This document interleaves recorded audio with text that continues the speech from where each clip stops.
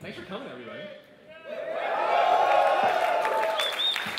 Colin, my thing doesn't stay. Yeah, my thing doesn't do that either. It's kind of weird.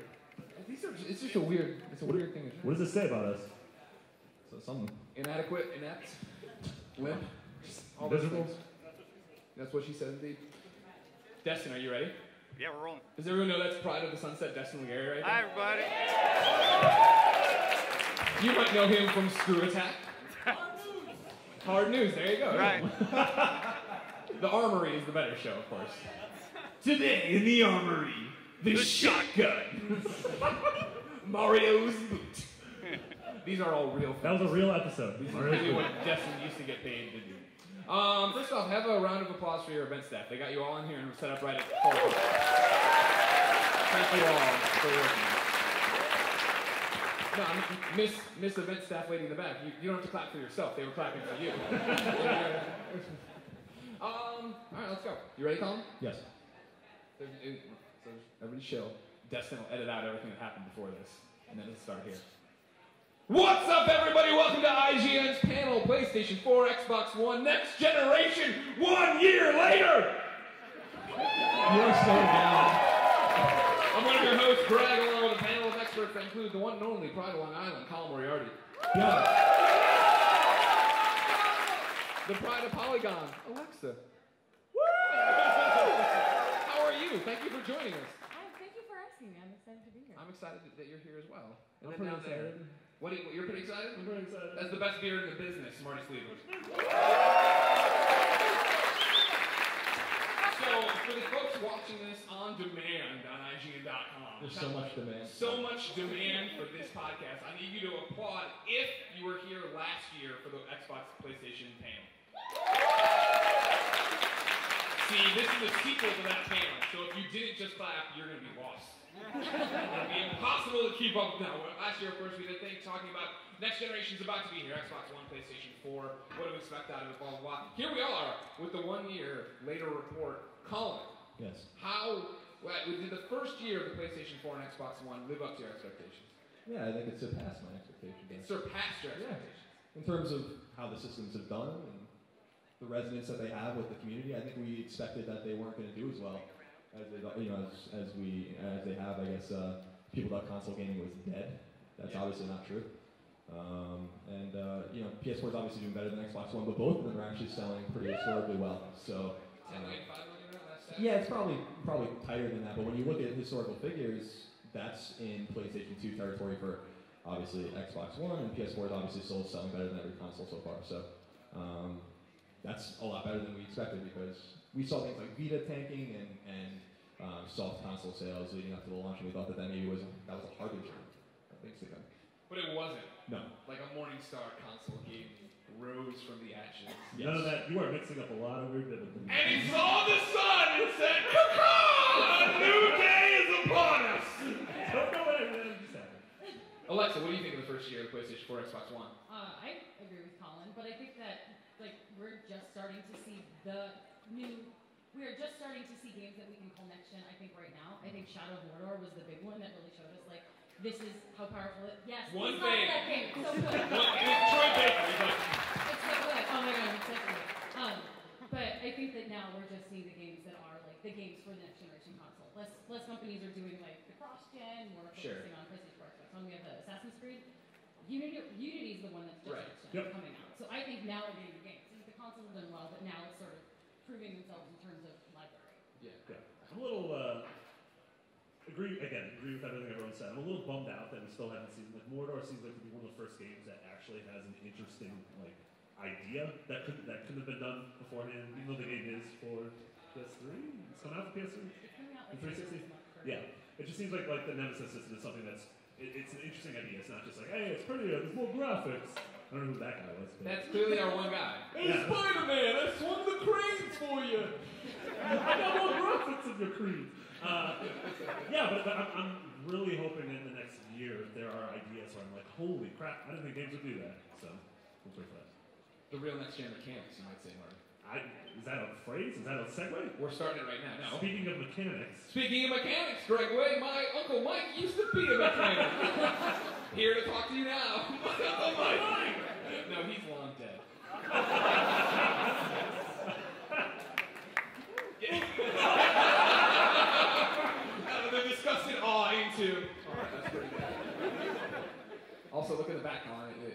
Gandalf is getting water. I like his shades too. Even wizards need to drink. Even wizards need their water, I guess. So Colin, what were the big successes year one for you when you think back on what next gen is, PlayStation 4 and Xbox One? What did stand out? It could be games, things that happen, stuff. The standout game to me is still Resogun. But again, hashtag Colin's right. Yeah, of course. But I think the standout is that we're starting to see a lot of different kinds of games in a more vibrant, ecosystem, especially on PlayStation. I think Xbox is catching up because there's some parity issues where they don't want people publishing first on another platform. But I know a lot of people are resistant to it, don't like it. I love this rise of indie games. I love this rise of $5 and $10 and $15, $20 games that go alongside the $60 games that you can buy in a store. I think it's awesome. That is the future, whether you're ready for it or not. And a lot of those great games, like Shovel Knight is one example, which is still the best game of the year, is a cheap game that was made by a small group of guys that used to work their way forward. That I think is just as quality driven as some of these AAA games that we're seeing, like Infamous, for instance. So the beauty is that this ecosystem supports everything. And I want to see more of that. Obviously, PC's been doing that for a long time, but for those of us that play primarily on a console, it's new to us. And I encourage everyone to embrace it, because I'm super excited about it, and I get bummed when people just want to know when the next beautiful, $60 game that's been in development for 4 years is, and that's all they want. You're missing out on so much good stuff. So that's the standout to me. Alexa? I would like to add to your list of achievements for PlayStation 4 Transistor and then Super Time Force on your Xbox. Yeah, absolutely. Yeah. I think that part of something moving forward that I think is doing really well for both of them is both of them have their sort of list of indies, and I feel like more people are going to the console for the indie release, and I think that that's just going to benefit everybody. So those are my two big things. Yeah, and I think that's a big thing too. Is the industry has proven that it can't survive on only AAA games because so few studios are able to stay above water. The ones who devote that much time and money to a game. But I think it's really as sad as it was when Irrational, for lack of a better term, closed down and then 100 amazingly talented people lost their jobs. You're seeing all these smaller projects pop up now. That even like old 2K Marine guys who worked on BioShock 2, they ended up making Gone Home and The Novelist and all these really cool games. And it's exciting to me that people who may have been sort of creatively not stifled at a big studio like Irrational, but they've sort of had to make one thing and one thing alone, are allowed to splinter off and make these really cool, smaller, consumable things. I agree with what you're saying. Thanks. I like it. I think the one thing when I was talking about as far as successes that I think caught me off guard, right, would be the rise of Twitch. If that makes sense. You know what I mean? Like when the consoles came out, they announced they'd have Twitch integration, this, that, and the other. And that was cool, but as for me, a primary console player, I knew about Twitch, I didn't use Twitch, I didn't really know much about it. So once it came over, that's when it seemed to go crazy, right? I mean, PlayStation couldn't keep PlayStation cameras in stock because people were getting on the bandwagon so quick. And now, granted, most of them are just people, trying to show boobs or something and get a million views or whatever. But it's interesting to see people use the platform, and then especially in PlayStation, have them notice that Playroom is being abused and not used in the correct way it should be, and then instead of trying to filter that out, they've given people tools to make that, right? Where you can have your own graphics now pop up and have words and flip the camera to make it not look crazy. Because that guy, you remember the guy who was doing the Twitch stream, he was doing his little show in his bedroom for like 36 hours, and he had to write everything backwards like in a mirror, like a psycho. Yep. That is, I don't know what you're talking about. Was that you? No. That was not. I wish if I had been smart, I would have been. Yeah. But no, this guy and his wife did a show for like 36 hours, right? Anybody know what I'm talking about? You read the internet? All right, good. Internet's cool. Colin, here's what I want to talk about. If you don't want to talk about other stuff. No, not at all. If Cole McGrath's amp had really been as big as this gentleman's amp there, stand up and show it, would he have been able to get around New Marais at all? It's really cool. It's awesome. It's I don't know. Can you kind of put it along your back? Yeah. Yeah, it's a little big. It's like a keyblade. It's like a Bible. It's really cool though. Yeah, it's really cool. It's really cool. Now, so you make the awesome thing, and then you're like, now I gotta go buy a yellow shirt. And you're like, you know what? Fuck it.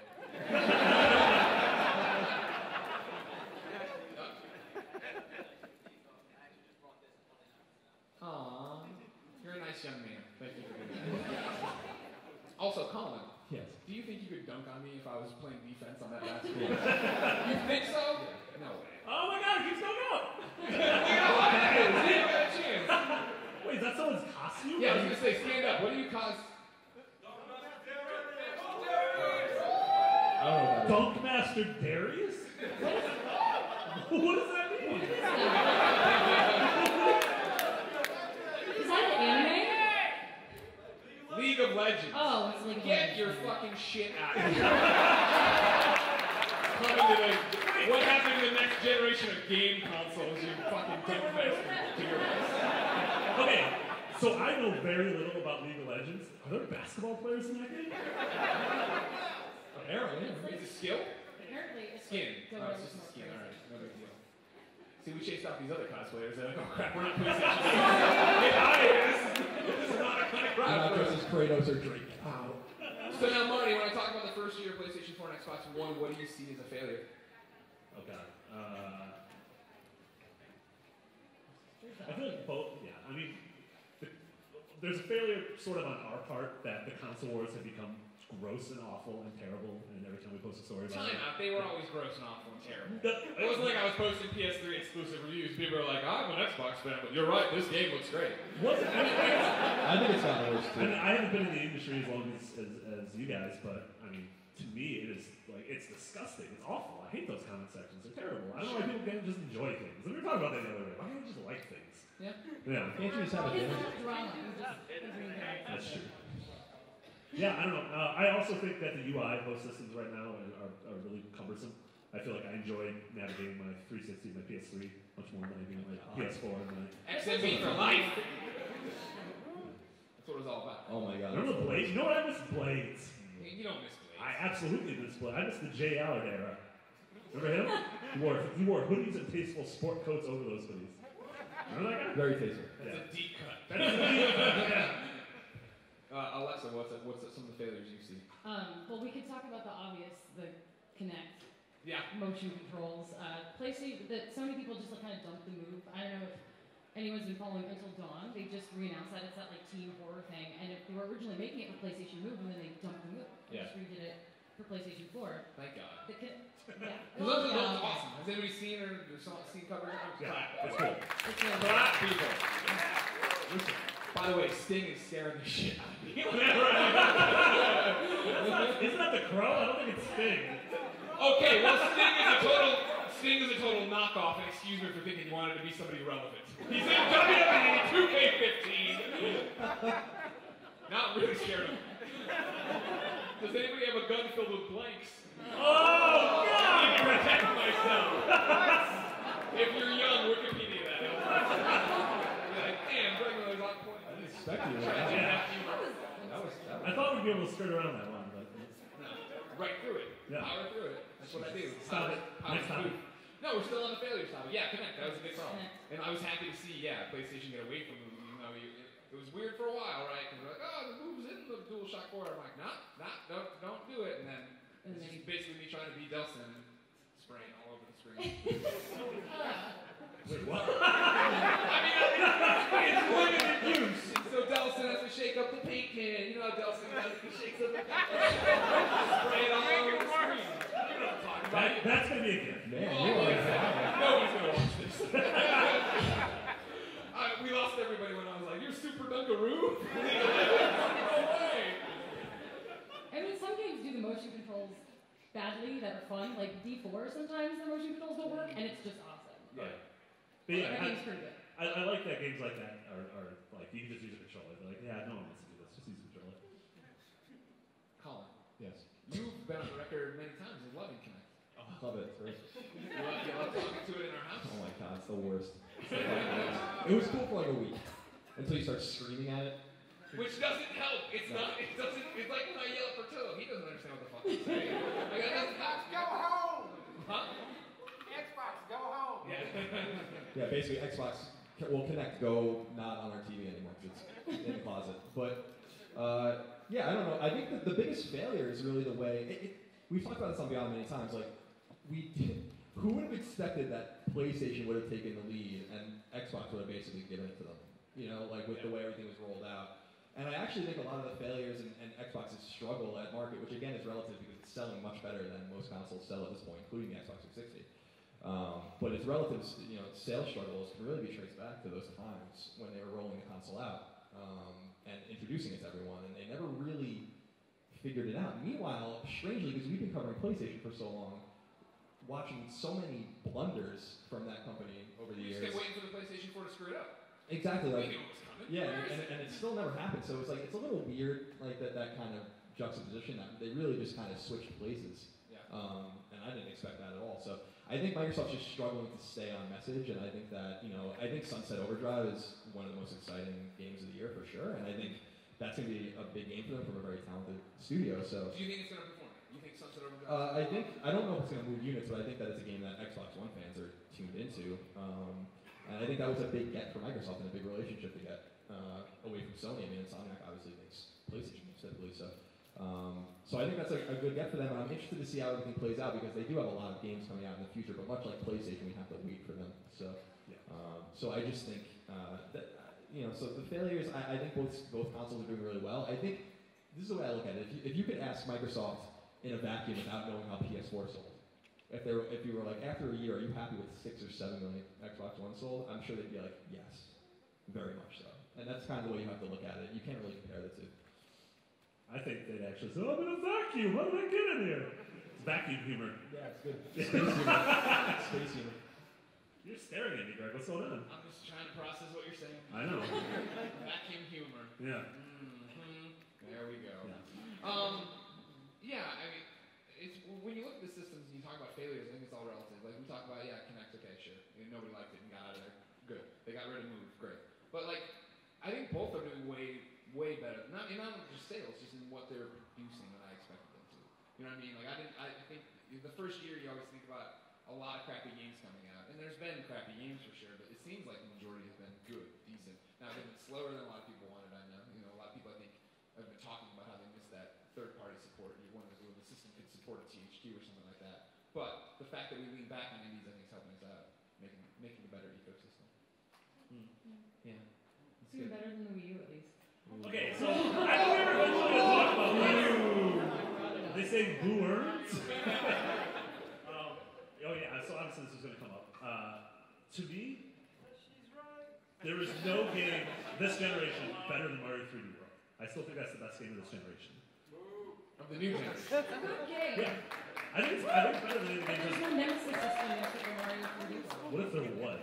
What if you killed a Goomba and he came back and it's like, rat bag the Goomba. I would have been promoted to Chief Goomba. Yeah, my thing with the Wii U is that every 6 months a really cool game comes out, and in between those 6 months, it just collects dust for me. But I'm fine with one cool game every 6 months. That's worth a $250 purchase for me a couple years ago. Is it worth it for you? Yeah, Bayonetta's gonna be rad. Cat and Toad. I was just saying. Toad. Cat and Toad. And we have a very important question that was getting kicked around the IGN war room. Why is Toad a captain? Why not? What is he a captain? No, what is he a captain of? We're not mad about it. What's the backstory? The nemesis. It's a nemesis. For Princess Peach. The prince. She made him a captain. Wait, a princess can't make someone a captain? Yes, she can. It depends on what their style of government is. That's not really ever clear. Well, there's nobody else in that kingdom. There's her and then a bunch of freaking toads. I mean, so is it a monarchy? Is it an oligarchy? I don't know. I always assumed it was an absolute monarchy. Yeah. I mean, she must be really old then. I don't know. It doesn't seem like she ages at all, actually. The stories are told in the same back. Oh, this is like No, I mean what you're talking about with the Wii U is what I always envisioned what the Wii U was going to be. You know what I mean? When it came out, and it was like, here's Assassin's Creed, and here's Batman. It was like, well, no one's buying that system for that. You know what I mean? That's not. You don't buy a Nintendo system for the third-party support. Mass Effect 3, that was the weirdest one. You guys excited for Watch Dogs in 2 months? No. What was weird was that they released Mass Effect 3 on Wii U at the same time they released Mass Effect Trilogy on PS3 and 360. Yeah, it was the same price. That was when you knew that they were kind of just cashing it in and they, didn't really have much hope that their third-party games were going to sell. Because even something like Zombie U, which was exclusive but also from a third-party studio. It's kind of bad. Yeah, but it's weird that didn't that sold pretty well, but they never even bothered to iterate on it and make a sequel. I just think, I don't know. I grew up a Nintendo kid. Like I want them to do well because NES is still my favorite console of all time by far. And my heart's like always with Nintendo, but it's just sad to see that they can't technically keep up with the other console, or they just don't want to keep up with the other manufacturers, and therefore that isolates the third parties, and they're not able to port games or make games. They're not interested in doing that. But I think if they're just if Nintendo will be intellectually honest and admit like what I think most of us feel that you buy Nintendo for the Nintendo games and that's the end of the story, then that'd be the whole thing. When they're like, we're not trying to keep up, we offer different experiences. That's all well and good when you're talking about your different experiences being exclusives. Not when you're like, well, no, Batman's got shock gloves. Yeah, I agree with you. I agree with you, but it doesn't have to be like that. It wasn't in NES and SNES eras. It wasn't like that. You played Mario and Donkey Kong and all that kind of stuff on SNES, for instance. But the third party, especially the JRPGs, were insane. And most of those were coming from Square Enix and so as well. I guess at that time Square and Enix. And so they let that happen. They let that complacency happen, and it actually kind of started to turn around a little bit on GameCube. I mean, you had Beautiful Joe, Resident Evil 4, and all these kinds of games. But again, like they didn't. And Resident Evil 4 obviously came to PS2 later, but they let that happen, and that's a mistake because people. I disagree. Like, if the Wii U can only play Nintendo games, that's fine, but or you only want to play Nintendo games on it. But what's the like? Don't you want to have more than that? And I don't blame people for being mad about it. Like I would want my system to be able to do everything the other systems do and try to focus on one of those. Not everyone has enough money. I hate when people say, well, if you're a real gamer, you buy all 3 consoles. Like, that's not realistic for everybody. Yeah, exactly. That's just not financially realistic for people. So if I own just a Wii U and that's all I can afford and I went all in on day one and I can't really go back, I'd be pretty upset. And I feel like Nintendo kind of let me down. What if you could play Mario on a PlayStation? Oh my God, yeah. Let's give up for Ghost IG. Why did someone say no? In what world would it be a bad thing? Yeah. I think Nintendo should start letting other companies get Mario on your PlayStation and your Xbox. So keep up.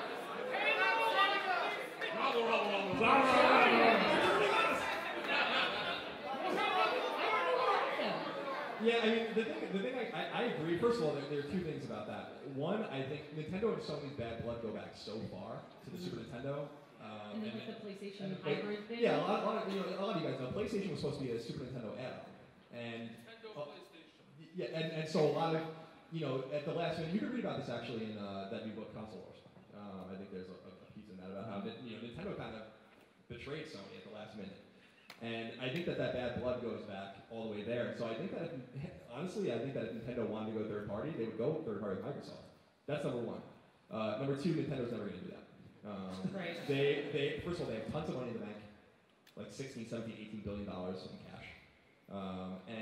And you just bank all these numbers? Like, yeah, that's what word was not. It's terrifying. And they can lose money for years and years and years, and be totally fine. Now, that's not how you run a business. That's not the idea of running a business, obviously. But they can make mistakes. The one thing I learned, especially when I boldly predicted that 3DS was going to fail, was that never, ever, ever, ever, ever count Nintendo out. Their IP is the most valuable in the industry. When a game comes out, they sell millions of copies. Look at Smash Brothers. So, no matter how much they seem to be on the ropes, I'm always, especially now, reluctant to, like when we looked at Vita and 3DS, we're like, well, obviously Vita is the better product, right? And everyone's like, no, the market said the 3DS is the better product, and overwhelmingly. And so I just never count Nintendo out. I think, there's a lot of wishful thinking. I think that people want them to make games for other systems. Maybe it happens in the future, but I just can't imagine that they're going to swallow their pride with that. And I don't think it's going to happen on PlayStation if they do it, because they just don't seem to like each other. Speaking of having on PlayStation, Greg Way, what did you feel, panel, Alexa, you're the one who didn't lean away from the mic, so now you have to answer, what does it mean for the Minecraft? Microsoft comes in, buys Mojang. Okay, so what confused me about the Minecraft purchase is last year E3 when they announced Project Spark? Project Spark was going to be like their big builder. Granted, it's like a game maker, but you have people that make their own mini games and their own ecosystems and whatever in Minecraft. So I thought, okay, Project Spark is going to be like Microsoft's world builder, the thing that they're going to bring kids in with. And then they bought Minecraft, and now Project Spark releases it came out this week. Yeah. And there's no, like no one's talking about it. No one's really. Well, I thought the writing was on the wall from Project Spark for a long time ago. I remember going to I think the showcase for the launch of the Xbox One and getting a demo from a producer on the game, and then he couldn't do things, and the game kept crashing on him, and I was like, this thing is a train wreck. And so I think that the Minecraft purchase speaks to that. The fact that I'm sure mock reviews came in, and they're like, nope, this is not going to do. And plus, when you look at the flip side of that is right, like, well, Sony has Little Big Planet, and like they keep making Little Big Planets, and there's a core that loves Little Big Planet, and Sackboy, like we always talk about, is a super popular toy and mascot. But those games never set the world on fire, right? They're not games that come out and everybody's like, wow, like life stops for it. Yeah, but that purchase just says to me that Microsoft has, again, no confidence in Project Spark. And like, what are they going to do with it? It's already on PlayStation. It's already on the Microsoft consoles. It'd be interesting to see where they put it now because it's already everywhere. Yeah, Microsoft's been really cutthroat this past 2 years or so. Tomb Raider? Yeah, Tomb Raider, Titanfall, Mojang, like. We'll do some big moves. I don't know if that's a sign of desperation. I don't think it was. It's a sign of bank. Yeah, it's a sign that they have money and they have confidence. I mean, remember that these deals, not Mojang, but the other deals for Titanfall and stuff were happening, and EA was complicit, obviously, in that deal and saw business sense in that as well. I think they made an assumption that things were going to continue the way they were already going. Sure. I think that if EA could take back putting Titanfall only on Xbox One and Xbox 360 and PC, that they would probably take that back. But they made the deal that I think anyone would have made in 2011 or whatever they made it. So when you look at 360. Yeah, exactly. Because again, no one thought that was going to happen. But I think the Mojang deal is interesting. I'm interested to see if that turns into another Rare, where you buy the company, you get its talent, and then you just ruin it. No, that is absolutely what it is. I don't know how you couldn't possibly. That's the first thing that came to mind. Because Microsoft just killed Rare, which was the saddest thing. And because what a great studio they were. Well, we got grabbed by the Ghoulies. Yeah. When you talk about it, like, is it a desperation grab? Is it a sign of bank? I think it's like, correct me if I'm wrong, Colin, isn't it just the only logical way to fight Sony's strength, which is this, stable of first-party things? Like, granted, you buy Minecraft, you get, the Titanfall exclusively, you work these deals because you have to have a leg to stand on, right? Like, the Xbox being the all-in-one entertainment hub of your house is awesome, a great idea, but if the better games, or the exclusive games are all over there, or on Nintendo every 6 months, that seems to be the problem, right? Yeah, I think everyone knows or looks at Nintendo's and PlayStation's first parties as being very strong, right? And Microsoft, no one really thinks about Microsoft's first party studios as being the strongest thing there are. I mean, it's gotten better over time, so I think that is a reflection of trying to fix that weakness. At the same time, I think it shows another thing that I think a lot of us are wrong about, or a lot of people in the industry are wrong about. I never really saw it, but a lot of people definitely did, that third-party exclusives are going to die. Yeah. Along with console gaming, third-party exclusives are going to die. We're seeing really more of them than ever. I mean, when you look at it, like even a game like Bloodborne, Bloodborne is being produced by Japan Studio, which is a Sony studio, but it's really being made by From. And so, like, you're seeing these kinds of things everywhere. I think that exclusives are important to these ecosystems. They don't make a lot of sense for consumers. They make more sense for the hardware holder. But yeah, Microsoft's trying to fix a problem, which is that like Gears of War and Halo and Forza were basically, but the other problem was, we always talk about in Podcast Beyond, 2009, 2010, 2011, was like, well, we had, PlayStation Starhawk and like all these random, like Twisted Metal, and Filter. So like, what was better, like more, or like just these really high quality 9+ games, like 3 of them a year? Yeah. And I think Microsoft's trying to kind of have their cake and eat it too, and I don't really blame them. They need more exclusives, and they're getting like, look at again a third-party exclusive with Inside. You don't give them this mag. You don't miss that. No one misses Massive Action Game. Man, poor Zipper though. Yeah. Unit 13 was awesome. Does anyone want to beat it in here? Wow. Good for you. It's like half the people in the world. How many people have 3DSs? Weirdly, it's like equivalent. Yeah. Some PlayStation. How many of you have beaten Peace Walker? Yeah, those my wolves. We gonna haul the moon down the nose. Marty, best game on PlayStation 4 and/or Xbox One? Transistor. Why? A lot of people here don't cheer for Transistor. They clearly Sure. Yeah. The 311 shit, record. that music. Yeah. It tells an amazing story.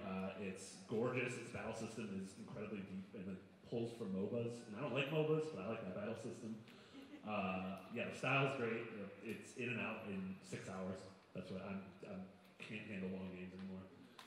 And it made genuinely interesting use of the controller speakers and lights, which few games have ever done. DualShock 4s. Yeah. Don't forget about Thief. Oh, I forgot. No, and literally everyone in this room forgot about Thief. For a second, I was like, what? I was like, oh man, a Thief game came out this year. Yeah. Remember when that was going to be the big hotness? Everybody's so excited. You were wrong. you were dead wrong. Alexa, I think I know your pick, but what's the best game?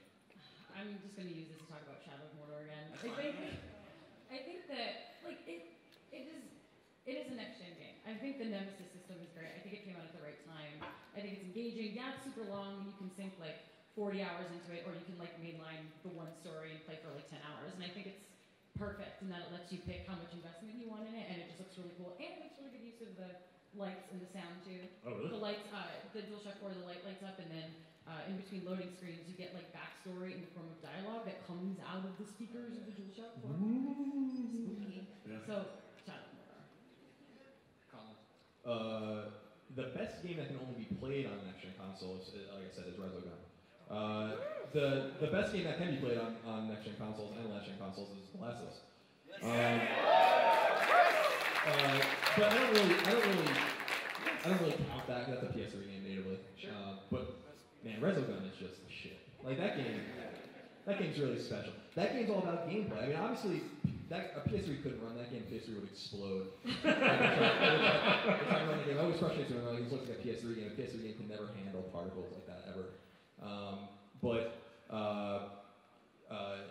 Basically, that game's all about gameplay. It's all about just reducing it to fun. It's not about story. It's not about setting. It's not about any of these things that are great and important. It's about enjoying yourself playing a video game. Imagine that. And chasing on the leaderboards is totally addictive. The DLC is awesome. Survival mode is awesome.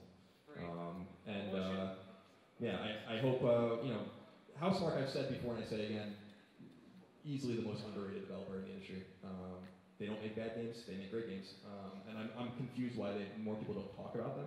But then I realize it's because we're still trying to get comfortable with this indie space that they kind of exist in. And I think in a few years people are going to look back at the catalog, whether it's Super Stardust, or Dead Nation, or Outland, and be like, this is an amazing roster of games. And they're working on Alien Nation now for PS4, which looks pretty cool. So, yeah, Resogun. Good picks. The correct answer, of course, is DC Universe Online. I'm getting 10 minutes in the back. That's a load of crap. The last panel went long, and it's only 4:33. You can come get the mic from my cold dead hand. But now everybody start lining up the mic, so I was going to get to it eventually. The mic? Oh, that's it. All right, everybody's got that mic. Good job. I was going to make some other transitions, but if we only got 15, maybe 20 minutes. 38. Jeez. Remember, of course, this is a good chance to plug. Yeah, we're doing Podcast Beyond tomorrow, 1:15. More chance for questions. We'll get to them earlier, I guess. It'll probably be just like this. It will be exactly like this, no less. I will talk about Resogun. I'll be bored. I like Resogun. I like Resogun. I like Outland more. What did you think of DC Universe Online? I don't know if that's a real game or not. I feel like this is something you've created. Is it a game? Let's go to the gentleman at the microphone. Gentleman in the Jokey shirt, the loot crate that you can watch me unbox on IGN. Hi. So, my question is, with the PS TV coming out, do you think that's going to really influence that streaming to different consoles going to be where the next generation is going to go? PS TV, that is an interesting... Can't believe someone asked about the PlayStation TV. First question. The PS TV is a deep cut, man. You get an A+ for paying 10. Marty and I just went and fooled around with it last night, the Yeah. PlayStation TV. We did a conversation about it, and it's a cool device, it was our takeaway, but it was also like, it's not for us. We don't. And I was like, well, our house has 3 PlayStation 4s in it, so we're okay. But I still want to buy one. But I'm more excited to play video games on TV, frankly. So why are you? Because Greg and I are not excited to play video games on TV. Well, I just think some of them will work. I think Freedom Wars is going to be really cool, and I think that game is going to be made for TV. But obviously, some of these games won't work. Tales of Parts R will be on TV as well. So, I don't know. I don't need to play everything on Vita. I prefer everything to be on Vita. Yeah. But that's not the world we live in. So sometimes I have to. We don't live in a perfect world. No, we clearly don't live in a perfect world because not everyone raised their hands when we asked who wanted to be there. You're terrifying sometimes. Tom. I know. All the time. 100% of the time. Alexa, what do you think of this PlayStation TV business? I mean, I like playing things on the TV because Yeah. it's bigger and I don't have to strain my eyes. Sure, but it's gonna look bad. Like, Are you this sure is the it's whole gonna thing. look bad? All of these people are like, I don't want to buy the new Vita. It doesn't have that beautiful OLED screen. But sure, take Minecraft on Vita and blow it up to 60 Okay, inches. I want to play Jackies everywhere. Danganronpa on TV. It's Danganronpa. Donkey Kong Jungle Boy. Oh yeah, she loves Danganronpa. Oh yeah. Are there any Danganronpa fans in here at all? Danganronpa! Also, here's a weird thing about that game. We'll talk about it more beyond, I'm sure, because it's my obsession. But that game is huge in Japan. I couldn't believe how when I went over there a couple weeks ago, there's merch everywhere for that game. It's Monokuma everywhere. So for the 5 of you that actually care. Monaco is the bear. Thank you. Thank you. Beyond. Thank you. Beyond. Mr. Pitts, how are you? I like your hat. I like that too. Sorry. So I was wondering, I know we're all big fans of new IPs, but what is a franchise that you want to see come to the next generation? What franchise do you want to see come to the Banjo-Kazooie. next generation? Because Nuts and Bolts was a home run. Link's the cat. Link's the Tiny Sweep was one of that. Yeah, he was a cat with a vacuum. He went through time. That's a good point. Yeah. Patapon. Yeah, Oh, yeah. that's an actual good answer. Yeah, thank you. No, DCO is a perfect game period right now. And this is the beauty of DC Universe Online, is it just keeps evolving. You don't need a sequel. There'll be a Minecraft 2, ladies and gentlemen. There won't be a DC Universe Online 2. Because the expansion packs are that good. You're so crazy. I say Siphon Hey, Filter, this is not by the way. Siphon Siphon still. filter. Yeah. We could use more of that. I don't think we're ever going to get it. But I think you will eventually. we'll see. It's been a while. I'm saying another 3, 4. Yeah, Metroid. Yeah. I'd like to see Final Fantasy actually get there. And then in Colin, 2013. if they make another Metroid, actually, I already know your answer. Leave that. This doesn't come to you. Alexa, if they make another Metroid, would you want them just to make it in the style of Super? Basically do like Mega Man thing, right? Where Mega Man 9, 10, Super Metroid, whatever. It's back to being 60-bit side scroller. None of this first person. None of this. I saw him over there, the baby Metroid. you know what I'm talking about. I make a lot of other end references. I think they could do it either way. They just can't do it the way that they did it the second time. Yeah. That was a weird answer. Sorry. The correct answer is we want it in 16-bit. Yes. That's one of those. I think Mario and Zelda, you can debate if they're better in 2D or 3D. I think there's no debate for Metroid. I think 2D, Super Metroid, to me, is far and away better than Metroid Prime. Yeah, Prime. That's like comparing Super Metroid's like a 10. Yeah. And the Prime trilogy is like a 9.5. Sure. So it's like you can't really go wrong with them. Wait, But I agree. you- Everything should be 8-bit or 16-bit. Everything. Because at least at that point it was all about gameplay, which is the most important thing. Thank you, Mr. Thank you. By the way, whoever's at the mic looks like a Jesus figure because the light Yeah. is shining from behind them. It's like, yeah, that's exactly right. I can't really see you like a silhouette. It's perfect. My question is, I'm sure you guys are familiar with No Man's Sky, Oh yeah. Yes. and if you think, like I do, that is going to be really the hallmark of the next gen, is developers using the power of the systems to make like near infinite worlds to explore, as opposed to like realistic fog mechanics and like awesome lighting. I think having the option to do that, right? I think the infinite in quotes is like the infinite power you can pull from these devices to make your game to do whatever you want with it. I don't think technically, right, like Minecraft's kind of an infinite world deal too, right? Like anytime you drop a new seed or whatever, you get a new world and you build out that way. But that's just random, which is cool. Like No Man's Sky sounds awesome. I'm more excited though for people to just be untethered and be able to make something that sounds crazy and impossible. Marty Sleeve, of course, he had the best quote after seeing a demo for it, or interviewing a guy for No Man's Sky. He came back and was like, that's the most impressive game that's never going to come out. Yep. I still don't understand how a supposed team of 3 is making that game. I think I don't it's understand how you go from Joe Danger to that.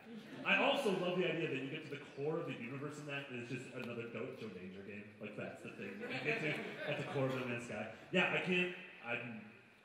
on paper, it is everything I want and more, and I'm not getting excited for it until I see and able to understand what it is as a thing and how I can actually exist in that world. You know, I'm skeptical. Okay. I'm skeptical. What do you think, John? No, I agree. I think that, one of the things that reminded me of what next-gen consoles can do, you see little tastes of it every so often. You talk about Mordor, for instance. I haven't played it because I haven't really been home, but guys in Naughty Dog tweeted out a picture of Drake. I don't know if you guys saw this. Yeah, like a render of him, just his face, like a close-up of his face, and I was like, that's pretty impressive looking for a video game. And so I think that the beauty of these new consoles is that you can use the power to do different things. It's not just about the depth of the game. It's going to be about the beauty of the game and the fidelity of the game as well. So what's cool is that developers have options, and they can use them however they want. So a game like that is exciting, but a game like, an Uncharted game, which is going to be 10 hours or whatever, but it's going to look like that, it's pretty awesome. Right. All right. Next Jesus figure. I'm just curious what original PlayStation or Xbox franchise would you like to see come back, specifically that era, not the PS2. Oh, so something from the PlayStation 1 days? Or yeah, Xbox, the original PlayStation Xbox. 1 and original Xbox days. Original Xbox, that was the zombie. Oh man, that's a good one. Yeah. Wow. Wow! The most pitiful clap. The golf clap. The most fun I had on my original Xbox, I was in college, was Rainbow Six 3, but I mean, obviously that's going to be coming back in its own way. That game was insanely addictive. I like, there's like weird things we talk about sometimes, like Smuggler's Run would be interesting. The crew is Smuggler's Run. A car RPG, Colin. Come with me. And let's be honest. RPG. Yeah. And let's be honest, Parabola Rapid needs to come back. And I'm surprised that hasn't happened.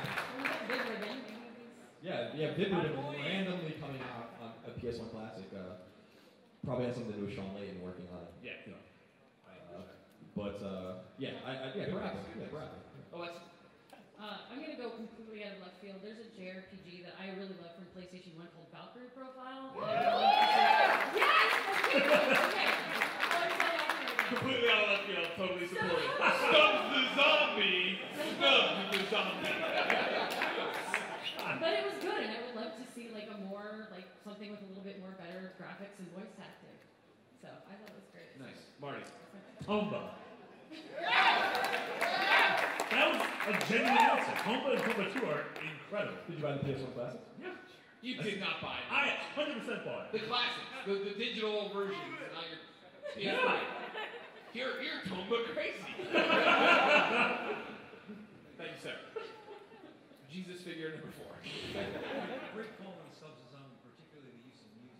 There you go. Thank you. Remember, it's all 50s inspired. You guys got a right to Xbox. Tell them what you want. Dear Xbox. But you talked briefly about messaging being a giant problem that Microsoft has. So Can you move up to the other mic? Sure. You talked about messaging as being a problem that Microsoft had, and absolutely, there's no argument there. But some of the ideas they had, like the digital lending and that sort of thing, seemed like really, really interesting ideas. Do you think if they had stuck to it, if they had just fought the fans and the initial backlash, do you think that would have helped them or would have hurt them in terms of this launch? Personally, I think it would have helped them. I think numbers would be down, but I think you would have. That's the whole problem with what happened with Xbox, right? They came out and they showed weakness, right? And everybody felt like they were being super reactionary. And now you have boxes that are super comparable, right? Where you look at them and it's like, really, what is the difference? And so many of our friends who were Xbox are now playing on PlayStation, right? Just because, everybody's already playing that game, and you see the domino effect, right? Where you start seeing somebody build out a friends list. It's just what happened on 360 when they were just dominated with. Time's up. I don't believe you. Stop lying. You clap for yourself. I can't trust you. And again, give me 5 more. And you can tell them I was really mean. Stop, cut the cameras. Thanks. You can tell them I was mean to you. And I was doing all this stuff. Yeah. Anybody else got anything? No, I agree. I think it would have totally helped them. I think we had a vision. Yeah, I think that's the thing, is that I actually think they were a little bit too far ahead of themselves with the idea. And I think that they probably assumed that Sony was going to do similar things, and when they didn't, that was it. So, I don't know. I think that it just would have, sticking to your guns would have made them seem less disingenuous about all the changes they made, because then they made it seem like you had to be connected and all these kinds of things were happening, and then didn't realize that you didn't have to be connected to the internet. All these things, they had to kind of go back on everything they were saying. They should have just came out strong and stood by it if they really believed in it. But the thing is that they didn't really believe in it. Yeah. I think we would have had a much more interesting system. I don't know if it would have been better, but it would have been interesting. It would have been interesting war. It would have been even more interesting if they would just add the friggin' HBO Go app already. What the hell's going on again? What is going on either console? Get it together. Alright, you sir, that you, because you got a Colin shirt on, and then I'll do the fucking time. God damn it, you all have Colin shirts on. Let's go. Lightning round. My question is, I want to know what do you think for this next generation of consoles and new IPs being made? What do you think they should have to make them, for people to buy them in? To buy into new franchises? I think story, right? Story and gameplay. Obviously Colin and I always have that debate about gameplay and story. Gameplay is king, yada yada yada. But you look at Destiny, right? The big problem people have with Destiny is that there's no story to it, but they're excited about the gameplay, so it doesn't really matter that much. So I'd like to see better stories coming out of that game. That's really twisted. It's fucking wrong! We probably should go to the red lights blinking. Oh god, okay. Is the president calling? What's going on? That's the thing. Okay. Final question, and you'll be super fast. Why no backwards? Really got green guy way in the back, you thought you were gonna get to that. Why no backwards compatibility for any of these systems happen? Because there's no God. Because everything is horrible. They know they can repackage games and sell them. And plus, it is the fact that the PlayStation 3 had cell processing technology, and the games were all rickety and had a big problem. You made it work on one thing, you can't transform over that easily. Plus, old game is old. And old game is old. What's wrong with Wii U? Wii U is backwards compatible. Yeah, great. Go play all of those hit games. Zero. Ladies and gentlemen, thank you for coming. Go. Tomorrow, podcast.